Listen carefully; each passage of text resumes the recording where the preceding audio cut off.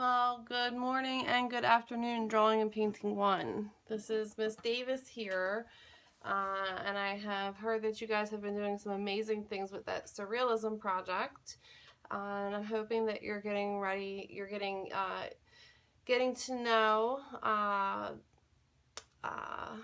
the substitute pretty well. I am going to show you, we're getting ready to move on to the next step in the process of doing our toned grounds self-portraits. And the next thing we're going to do is start experimenting with what are our choices exactly for grounds. The ground would be like the paper, quote unquote, that you would use, but really it's whatever you choose to draw on. It could be whatever you absolutely want, but in this case, I'm giving you some choices that I definitely want you to try. And then if you're super creative and you want to bring in anything from home, it could be sandpaper, a piece of wood, anything that you can think of to try, that would be absolutely amazing as well. So just briefly, I want to go over some of the things. You should have a huge chart that looks something like this at the front of the class. I'm going to go over real quick what some of the things we have in class for you to choose. We have different types of pastel papers that have a tooth.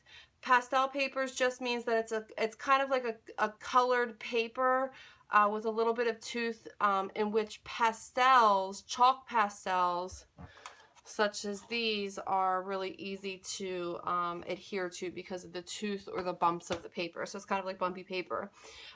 We can watercolor the background. I'll show you how to do that.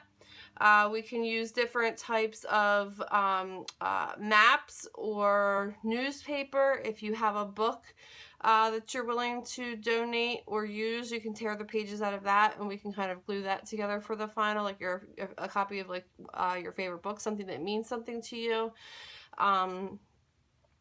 We are going to look at using chalk pastels on drawing paper and creating any color that you want with that. We're looking at construction paper, and then we're going to look at making your own scripted font on the background.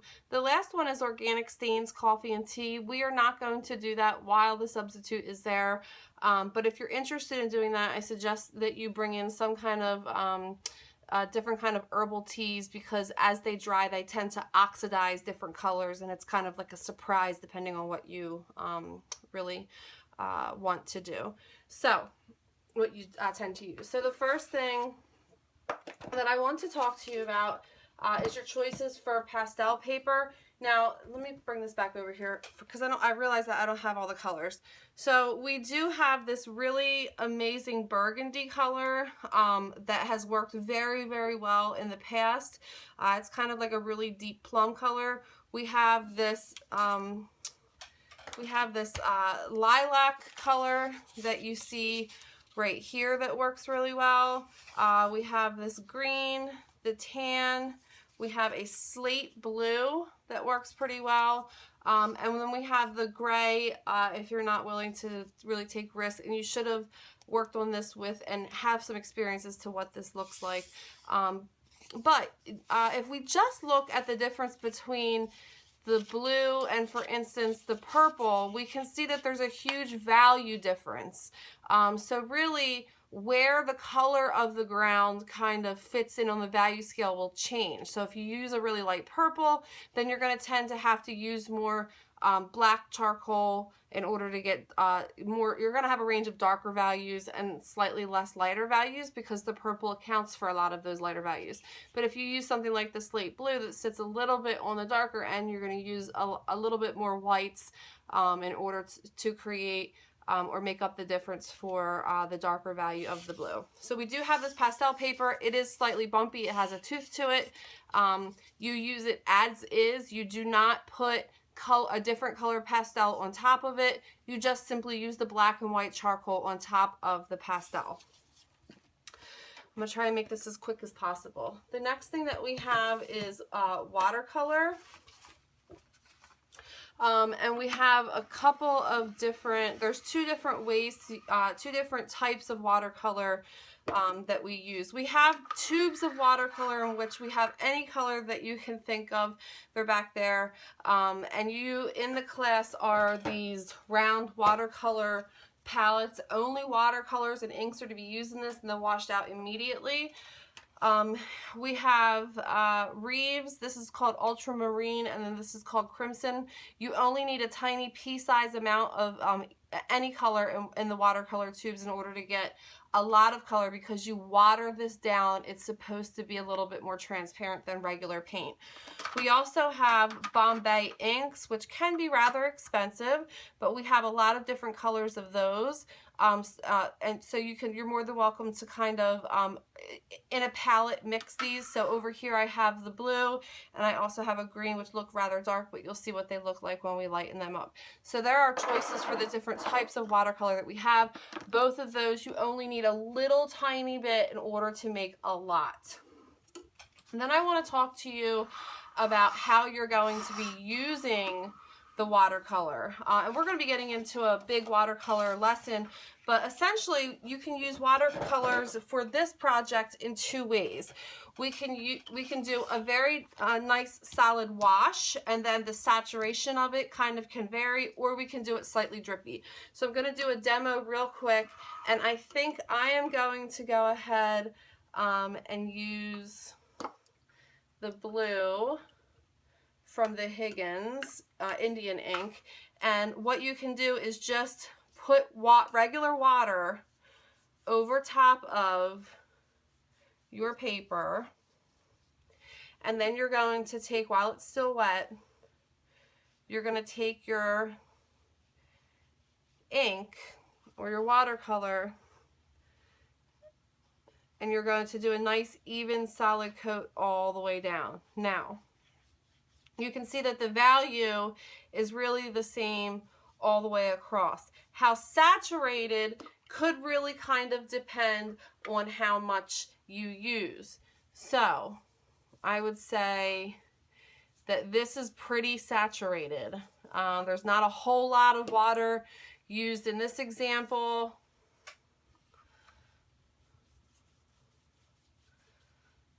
If we were to water it down, it would look something like this. You can gradiate from one color to the next, but how saturated it is will change where that color fits on your value scale, and you will be responsible for doing a value scale on each example that you do, because every color really changes and fits somewhere different on your value scale. I know that we've been doing a lot of things where the color fits kind of in the middle, but in this case, depending on what you're using, it could really fit kind of anywhere. So there's one example of doing something that's solid. You can do it one color all the way down, or you can gradiate. We'll let that dry, and for the demo later I'll show you. Or you can do something, and sometimes I'll just put just regular water down, and then from there you can kind of let it just kind of go where you want it to go. I've seen artists do like red behind portraits. It kind of looks like blood, if you will. If you hold it up, it kind of does its own thing and drips down. This looks really cool, and I do like it.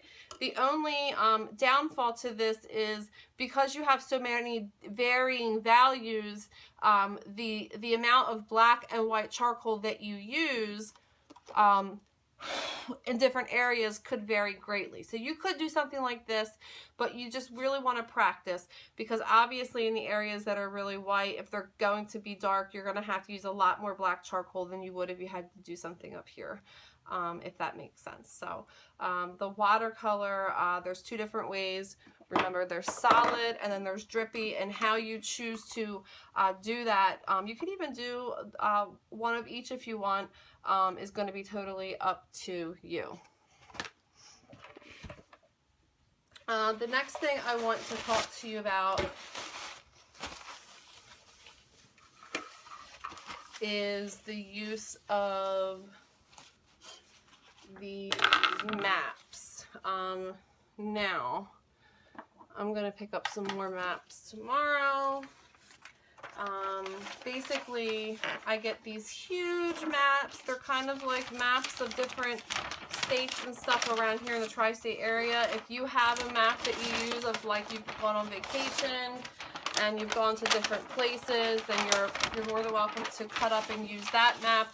But in this case, I tend to find a lot of maps of either the entire United States or of the tri-state area. So when you are working on a map, you want to make sure that you're choosing a really good area. A good area is going to consist of kind of like a nice even tone. So remember that even toned watercolor, how it's all kind of like one tone all the way down, and it's not drippy, doesn't have really dark areas and really light areas. This is an example of a good area of a map to use. This would be an example of a bad area of a map to use. The reason why is you have these really dark stripes that come in and out.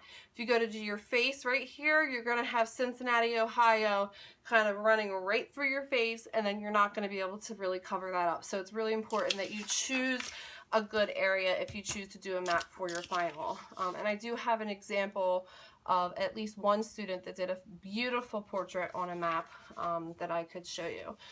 So make sure that you're choosing your map areas wisely. Within that, I would say though that the maps can kind of be flimsy. So as you're working, you're going to do your value scale first. But if you find that the paper's tearing, or that you're just simply not able to work on it, it's too flimsy, then we have this spray adhesive in class. You're going to go ahead, do a nice coat of spray adhesive on some white paper, and then we can just put this down. And you're going to spray this outside. You've got to go outside to do it, just like with any fixative or sprays. You have to do it outside, and then you're going to let this dry. Okay? Same thing goes with when we are working with newspaper. I have a whole bag of newspapers in the back. You're going to have to go through. They're going to be folded up, and they're going to kind of look like this. You're going to have to open them up and look for good areas. I found a really good area. I would say that this is somewhat consistent and okay for the preliminary process for you to try the texture. I went ahead and already spray adhesed it to a piece of drawing paper so that I'm able to demo for you on the next video. But what I want to show you is areas like this. It's not a good area to pick. Areas like this with big blocks of color, again, not super great areas to choose. You can try it. Something like doing something small in this house would be great, but this as a whole would be really hard to do because the values and the colors change so hard. It's not impossible, but when you have values and colors change so rapidly, it can make it a lot trickier to do. So something that's a little bit more consistent like this is super important. Another thing that you can start to think about is taking drawing paper and simply using chalk pastels. Now we have a couple different types of chalk pastels. We have these big containers of soft chalk pastels, and then we also have some of these Prismacolor new pastels. These ones are more expensive, more saturated, and they tend to stick to the paper better. These are very powdery and dusty and kind of cheap, if you will, so they don't stick to the paper as much. So I would prefer that you use these, but if you want to use that, that's okay. For demo purposes, I am going to use the new pastels. And so the great thing about this is that you can use any color that you want, and you can gradiate, and you can do anything that you want with it, which is super amazing. So when you use this, I tend to use it in really even kind of strokes all the way back and forth. And I will tell you that this is messy at first. And then let's go into, let's do purple on this side. We have a kind of like a mix of both. And then you're just going to kind of go back and forth and rub this in really, really, really well so that it's nice and consistent. And I really like the way that the purple and the pink look together. Again, you can gradiate, it's totally up to you. I'm going to cover the entire paper with it. Then what you want to do is we have this stuff called fixative, and it fixes any chalk or pastel. I know we talked about it. And you want to do a couple nice even coats outside. You cannot do this in the classroom, but a couple nice even coats on it. Let it dry. 30 seconds in between. And then you're just going to take a paper towel and gently just rub off any excess. All right, and so when we, and then you're going to spray it one more time. And then you're going to put it away, and we will create a value scale with this. I will tell you that I had a few students do this last semester, and it feels so good to draw on. It's almost like velvet. When you go to use the black and white charcoal on it, it feels amazing. It erases well.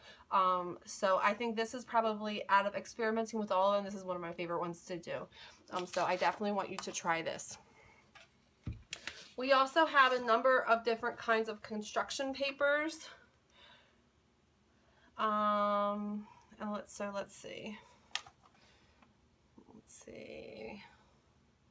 So right here are our construction papers. We have a dark brown, we have kind of like a royal blue, we have red, which is a medium value, we have orange, we have a really light pink, and I know we have yellow as well. You can choose any of those colors. What I will say is yellow and light pink are really hard because you can't see the white on them. So you want to make sure that you kind of maybe grab a little piece. You're going to be, if you choose yellow for your final, you're going to be using a lot of black charcoal because yellow sits so high up on that value scale. So you just want to make sure that you think about how much black and white charcoal you want to use. If you want to use a 50-50, anything like the blue, the red, and the orange are going to be right in the middle. Brown, you're going to be using a lot of white, charcoal in order to be getting your, there's going to be a lot more lighter values because that dark brown kind of makes up for a lot of your darker values, and you're going to be using a lot of black on your lighter color construction papers. So for my demo on my next video, I will be using red. The last thing I want to talk to you about is scripted. And I always think that this is really cool because this is where you can kind of take the background and incorporate, if you love to write, if you love music, if you are poetic, if you love to read and you have a favorite book. This is a perfect way for you to incorporate some of your writing skills or other things that you love into your background. So here what I did was simply use a ruler and I spaced out every ½ inch, drew a really light line. It does not have to be perfect. And then I went in just with a simple Sharpie, or I know we have some of these 0.4 pens back there, and I just wrote, in my case I wrote I love you, I love you, I love you over and over and over again, and I made sure that when I did it, I went and I'm kind of crossing over and overlapping. I don't want any big white gaps. So for example, you don't want this to be your background because there's big, huge white gaps. You want it to be very compact. If you love graffiti, you can find your own graffiti style and come up with your own kind of font. If you're in graphic design, I know there's students that really like graffiti. You can kind of, the whole graffiti, or coming up with your own kind of fonts. You can do that over here over and over. You can use a thick Sharpie. You can use a thinner pen. And this, it will really kind of change where your background sits on the value scale. For instance, this is going to be, in general, if you squint your eyes, this is a lighter value than this is. This comes across as a very much of a darker value. Before you start the charcoal, though, you want to make sure that you take an eraser and you erase those lines. The last one that we have for you is just tinted coffee or tea. Again, you can experiment with that at home. The substitute has, and I'm sorry, I have a concussion, so I'm forgetting a lot of things. Miss Christine, the substitute, has the paperwork for you to fill out as far as the objectives for what you're supposed to be doing for the preliminary assignment. She will give you those, and on the next video I will be demonstrating what exactly you are going to be doing on each one of these lovely different choices that you have. And here's all of them. All right, so look out for the next video. You can spend a day prepping the different choices that you want, like the watercolor, the pastel, doing the ink in the background, adhering the map or the newsprint to paper, picking out your construction paper. Every single one of these has to have a value scale, so you can start mapping out where your value scales are going to be. And then after you get everything planned out, then you're going to sit down with individual objects, and I will be going over that with the next demonstration video. Good luck, you guys, and have fun.